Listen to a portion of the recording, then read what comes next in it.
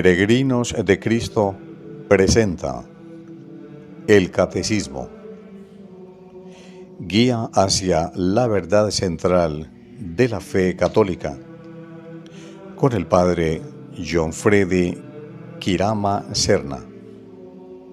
Bienvenidos.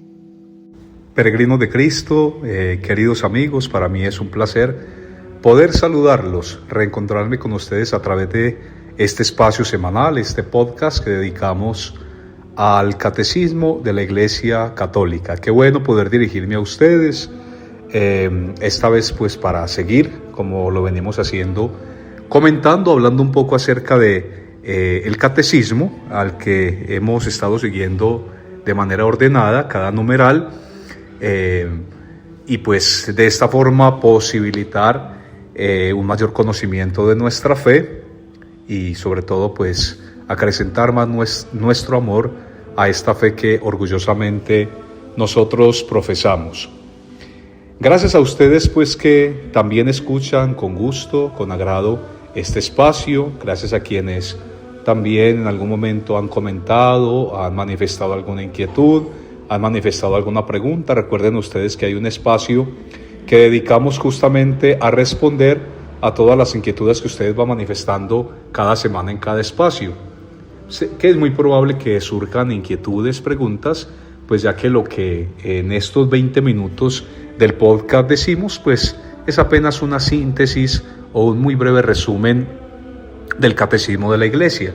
Por eso insisto en la importancia, la necesidad de que vayamos al texto, ojalá lo podamos tener, y que leamos el texto y que luego pues vengamos a escuchar este podcast y así podamos pues comprender, ahondar un poco más en lo que contiene el Catecismo de la Iglesia Católica. Estamos en la primera gran parte, que es la profesión de la fe, y estamos en la sección segunda del Catecismo, que es la profesión de la fe cristiana, concretamente el credo o el símbolo de la fe. Hemos hablado un poco acerca del primer artículo, con el que comienza justamente el credo. Cualquiera de los dos credos que conocemos comienza con ese primer artículo: creo en Dios Padre Todopoderoso, creador del cielo y de la tierra. Y el credo más extenso dirá: creador de lo visible y lo invisible. Hemos podido comentar un poco lo que significa el Dios creador, la forma en la que Dios ha creado. Hemos ido repetidas veces al texto del libro del Génesis y a este relato maravilloso que nos ofrece el autor del Génesis acerca de la creación y del modo en el que Dios ha creado de la nada y la perfección con la que Dios lo ha creado todo. Hemos podido comentar también la creación del hombre, la creación de la mujer, que son como el culmen de la creación, la criatura más perfecta que Dios crea a imagen y semejanza. Y luego pues hablamos también un poco acerca de la creación de los seres espirituales, concretamente de los ángeles. Y ya el podcast pasado hablamos propiamente pues del pecado, de la caída, de la tentación, de cómo se introdujo en la historia, en nuestra historia, el pecado, y cómo fue que el pecado pues introdujo consigo la muerte. Era el numeral anterior, el capítulo anterior, en el que hablábamos acerca de la caída y hablábamos del pecado. Vamos a avanzar un poco más, concretamente nos vamos al numeral 430 del Catecismo de la Iglesia, en el que ya comenzamos el segundo artículo que encontramos en el símbolo de los apóstoles.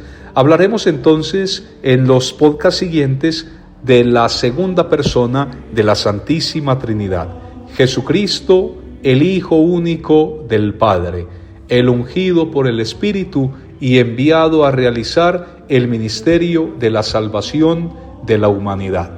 Justamente sabemos que la razón de ser del misterio de la encarnación y del misterio de la manifestación del Hijo de Dios en nuestra carne mortal es nuestra propia salvación, es la redención. Si Él ha venido a nosotros, si se ha dejado conocer de nosotros, si ha convivido en medio de nosotros y si ha asumido esta fragilidad esta naturaleza humana, es justamente porque vino a cumplir un encargo, el encargo del Padre, la salvación. Jesús lo dirá en alguna parte del Evangelio: yo no he venido a hacer mi voluntad, he venido a hacer la voluntad del Padre que me envió. Y también lo dirá que la voluntad del Padre es que no se pierda ni uno de aquellos a los que el Padre le ha confiado. Por lo tanto, insistiremos en este segundo artículo, a partir de este numeral 430, en la tarea que el Hijo de Dios vino a desempeñar en medio de nosotros. Jesús, de hecho, esta palabra, esta expresión, significa Dios salva. Cuando el profeta Isaías anuncia, siglos antes del momento en el que el Hijo de Dios asume nuestra carne en el vientre de la Virgen por obra del Espíritu Santo, habla de el Emanuel, habla de el Dios con nosotros. Y esa es, digamos, la señal inequívoca del profeta Isaías para anunciar en aquel entonces al pueblo que estaba ya cercana y próxima la manifestación de Dios, la manifestación del Mesías. Y lo dice el libro del Génesis: miren, la Virgen concibe y da a luz un hijo y le pone por nombre Emmanuel, que significa Dios con nosotros. La palabra Jesús, por lo tanto, el nombre Jesús, quiere decir Dios salva. Y es justamente en el momento de la anunciación en el que el ángel Gabriel pues nombra, da nombre propio al Hijo de Dios, a aquel a quien ya la Virgen en ese mismo momento de la anunciación asumiría en su seno.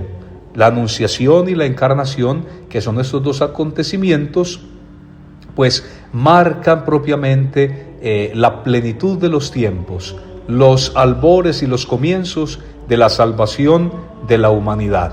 Y es pues el ángel Gabriel, decíamos, quien le da nombre al Mesías. Lo encontramos en el Evangelio de Lucas. Sabemos que es de los 4 evangelios, Lucas es el que más nos habla acerca de estos eventos, de estos acontecimientos, la anunciación.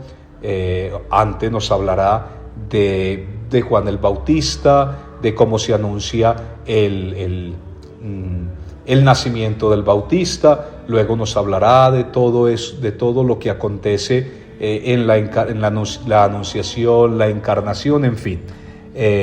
Entonces Lucas nos dirá que en el momento de la anunciación y de la encarnación, el ángel Gabriel habla de Jesús. Es el Hijo de Dios, es el Salvador. El pueblo de Israel había aguardado durante muchos siglos a ese Mesías, un Mesías que ya había sido anunciado, ya casi que desde los comienzos de la historia del pueblo de Dios, del pueblo de Israel. Dios había anunciado de muchas maneras pues la llegada de un Mesías, aunque tendríamos que irnos mucho antes, concretamente al texto del libro del Génesis. Después del pecado, después de la caída, de la que hablábamos en el podcast pasado, pues Dios no se queda de brazos cruzados. Dios no se rinde ante aquella tragedia del pecado. Sin lugar a dudas, el primer pecado, fue una tragedia y que le generó a Dios un sinsabor.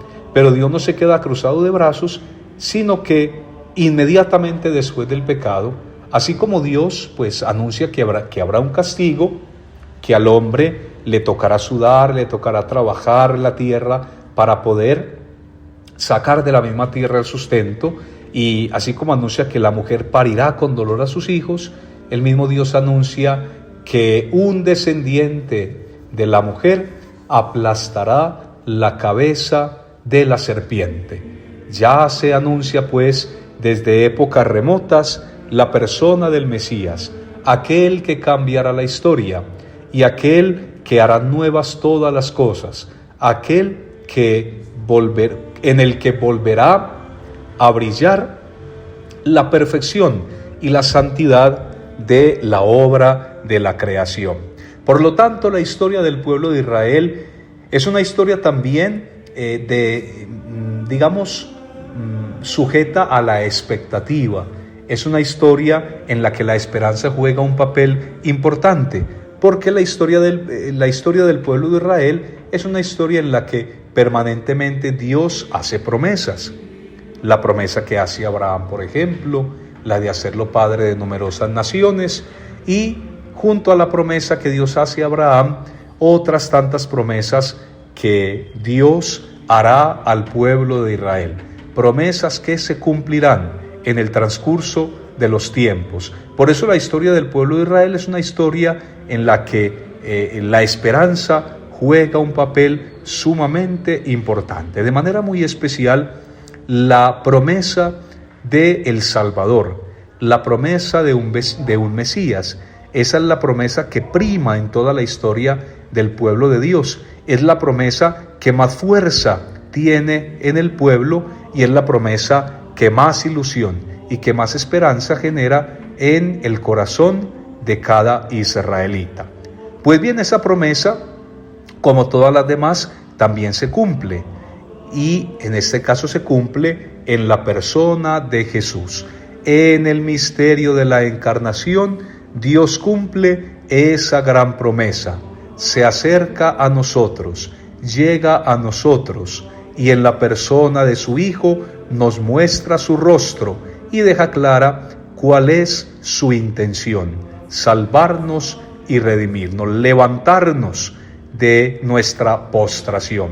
El mismo profeta Isaías, del que hablábamos hace un momento, cuando citábamos su profecía acerca de la encarnación, del nacimiento del Mesías, también dirá muy bellamente en su libro, en su texto: el pueblo que caminaba en tinieblas vio una luz grande. A aquellos que estaban en oscuridad, una luz les brilló.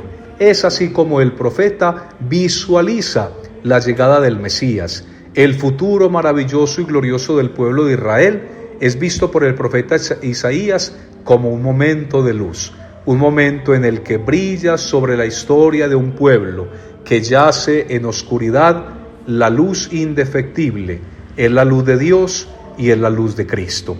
Y unido muy a esto podemos recordar también el texto o el prólogo del Evangelio de San Juan, en el que el evangelista describe al Mesías como la luz que vino a los hombres, la luz que vino a iluminar, la luz que vino a aniquilar el reino, el imperio y el poder de la oscuridad para inaugurar un nuevo reino y un nuevo imperio, el de la luz. Es así pues como nosotros entendemos la tarea del Mesías, y ese será como el objetivo, el propósito de estos numerales siguientes en el Catecismo de la Iglesia Católica, a partir del numeral 430, que nos hablará pues acerca del Mesías y acerca de la tarea del Hijo de Dios. El nombre de Jesús significa que el nombre mismo de Dios está presente en la persona de su Hijo, que se ha hecho hombre para redención universal y definitiva de los pecados. Jesús no vino a realizar una tarea temporal. Jesús no vino simplemente a realizar o proponer realizar una amnistía con fecha de caducidad. Jesús vino a cancelar definitivamente el pecado, vino a cancelar definitivamente la culpa de la humanidad. En él, pues, se manifiesta plena y abiertamente el deseo que Dios desde siempre había manifestado a su pueblo, el deseo de salvarlo, el deseo de hacerlo tan suyo que su propia vida fuese la vida de su pueblo. Jesús así también lo ha expresado muchas veces y de muchas maneras. Su deseo es que en el pueblo se cumpla el designio de Dios, que se cumpla la voluntad de Dios. Ahora bien, sabemos precisamente cuál fue el modo y cuál fue la forma en la que Jesús quiso realizar ese ministerio de la salvación, a través del sacrificio, a través de la sangre del sacrificio. Él, como el Cordero de Dios, como el Cordero que quita el pecado del mundo, como lo confiesa San Juan Bautista, realiza pues ese gran ministerio con el derramamiento de la propia sangre y con la libre y generosa entrega de la propia vida. El nombre de Jesús pues está en el corazón de la oración. Recordemos cómo cada 3 de mayo, con motivo de la fiesta de la exaltación de la Santa Cruz, nosotros hacemos un ejercicio piadoso que tiene una larga historia y que, ha echado profundas raíces, sobre todo en nuestras comunidades cristianas. El rezo de los 1000 Jesús es algo que nosotros solemos hacer cada año y lo hacemos precisamente para expresar que ese nombre, el divino y adorable nombre de Jesús, está en el corazón de nuestra oración y que, como dice Pablo, no se nos ha dado otro nombre bajo el cielo por el cual podamos salvarnos que el nombre de Jesús. Por eso todas las oraciones litúrgicas se acaban precisamente terminan de esa forma, invocando el adorable nombre de Jesús, por Jesucristo nuestro Señor. Es como casi siempre terminamos nuestra oración. O pensemos una oración más, el Ave María, que también culmina diciendo: bendito el fruto de tu vientre, Jesús. O tantas otras oraciones que seguramente nosotros cada día recitamos y que son expresión de nuestra fe, de nuestra entrega y expresión también de nuestra confianza filial. Siempre mencionamos el adorable nombre de Jesús porque creemos, sabemos y confesamos que Él es realmente el Salvador, que ese nombre con que el ángel le llama antes incluso de su concepción, realmente se realiza plenamente en la vida de Jesús. Él es el Dios que salva, Él es el que ha venido a redimirnos, el que ha venido a darnos una nueva oportunidad a ese pueblo que yacía en tinieblas, a ese pueblo que estaba en oscuridad y a ese pueblo que naufragaba en medio del lodo, del fango del pecado. Jesús, es decir, el Salvador, vino a realizar este ministerio. Y por eso, lo dice el Catecismo, ese dulcísimo nombre de Jesús está siempre presente en nuestras oraciones, en nuestras plegarias, pero de un modo muy, muy especial en la mente y en el corazón de los creyentes. Seguiremos entonces, mis amigos, hablando, conversando un poco sobre este segundo artículo de fe. Estamos ahorita hablando de la segunda persona de la Santísima Trinidad. No olviden ustedes entonces ir al Catecismo de la Iglesia. Recuerden que estamos en los numerales 430 al numeral 435. Son los numerales que hemos podido comentar en el podcast de hoy, en el espacio de hoy. Quiero nuevamente agradecerles a ustedes por su amable sintonía, por el escuchar siempre este espacio. Gracias también por escuchar los demás espacios que desde Peregrinos de Cristo se han ido abriendo también para la profundización de nuestra fe, el conocimiento de nuestra fe y naturalmente para enamorarnos cada día más de Dios y enamorarnos de la Iglesia. No olviden pues que tenemos un espacio para resolver sus inquietudes. La Iglesia Católica Responde con el Padre Carlos Yepes.